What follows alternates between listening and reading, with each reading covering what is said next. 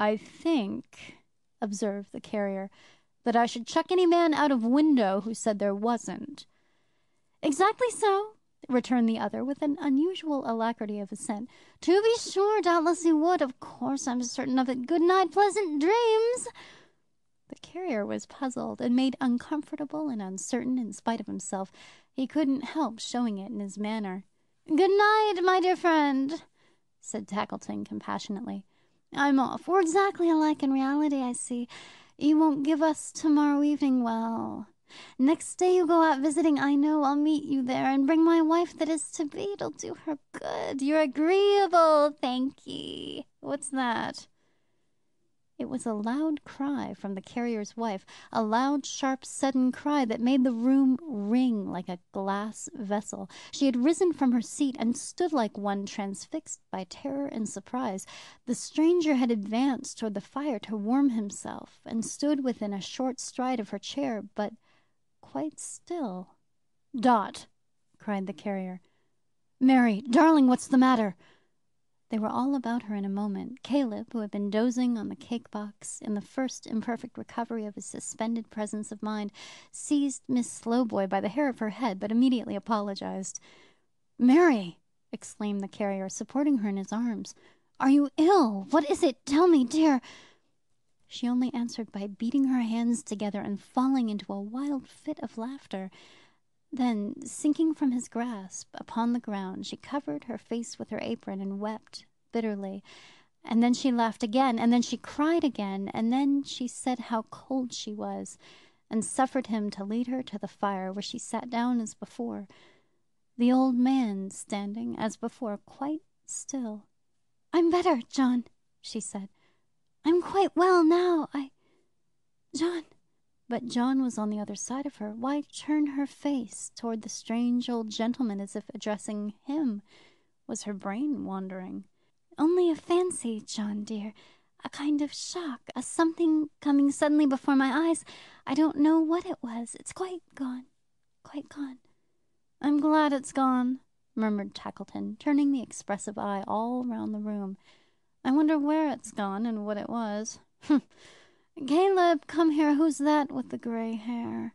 "I don't know, sir," returned Caleb in a whisper. "Never seen him before in all my life.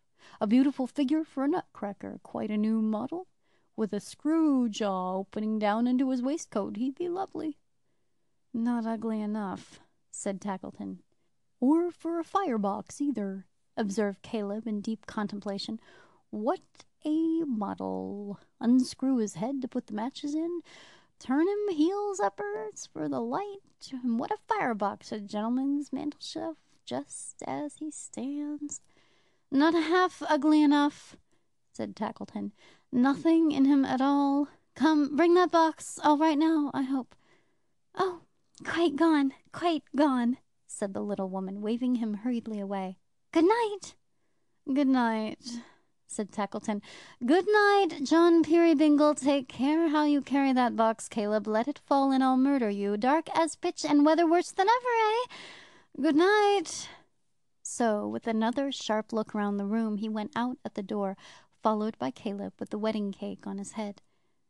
The carrier had been so much astounded by his little wife, and so busily engaged in soothing and tending her, that he had scarcely been conscious of the stranger's presence until now, when he again stood there, their only guest.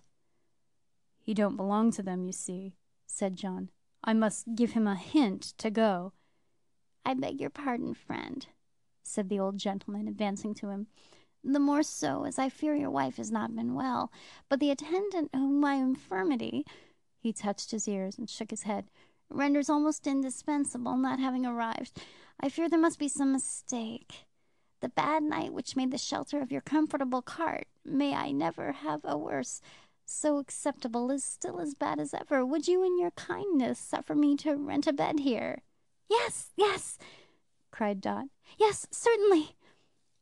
"Oh," said the carrier, surprised by the rapidity of this consent.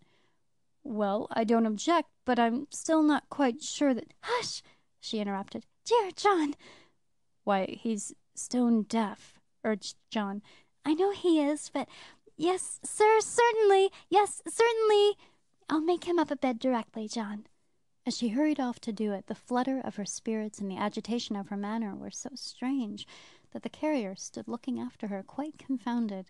"Say its mother's making up a beds, then," cried Miss Slowboy to the baby. "And did its hair grow brown and curly when its caps was lifted off and frightened it at precious pets as sitting by the fires?" With that unaccountable attraction of the mind to trifles which is often incidental to a state of doubt and confusion, the carrier, as he walked slowly to and fro, found himself mentally repeating even these absurd words many times, so many times that he got them by heart, and was still conning them over and over like a lesson, when Tilly, after administering as much friction to the little bald head with her hand as she thought wholesome, according to the practice of nurses, had once more tied the baby's cap on. "And frightened it a precious pets a sitting by the fires. What frightened Tot, I wonder?" mused the carrier, pacing to and fro.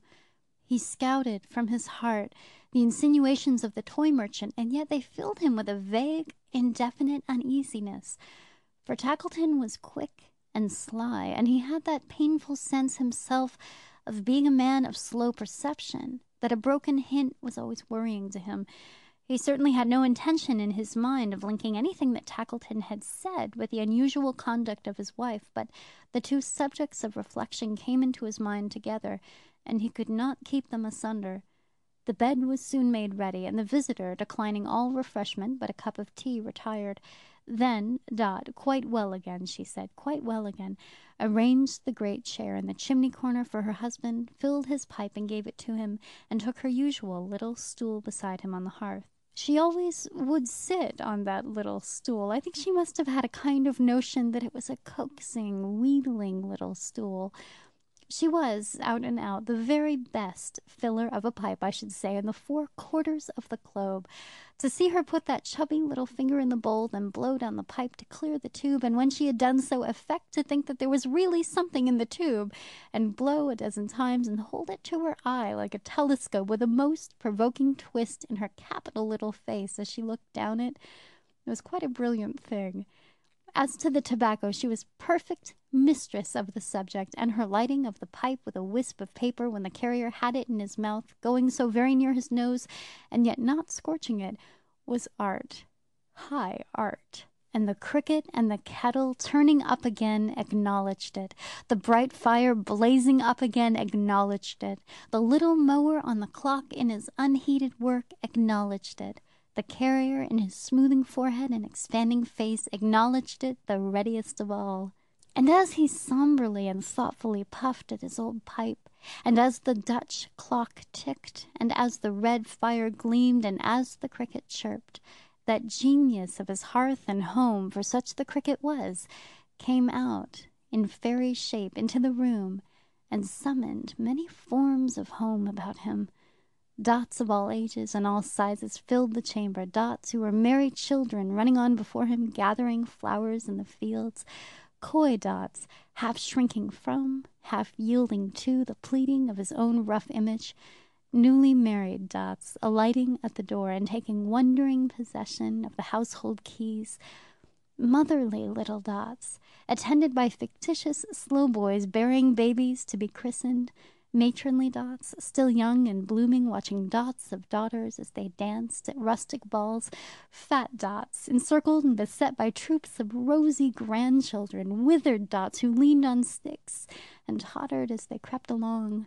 Old carriers, too, appeared with blind old boxers lying at their feet, and newer carts with younger drivers, Peerybingle brothers on the tilt, and sick old carriers tended by the gentlest hands, and graves of dead and gone old carriers green in the churchyard. And as the cricket showed him all these things, he saw them plainly, though his eyes were fixed upon the fire. The carrier's heart grew light and happy, and he thanked his household gods with all his might, and cared no more for Gruff and Tackleton than you do.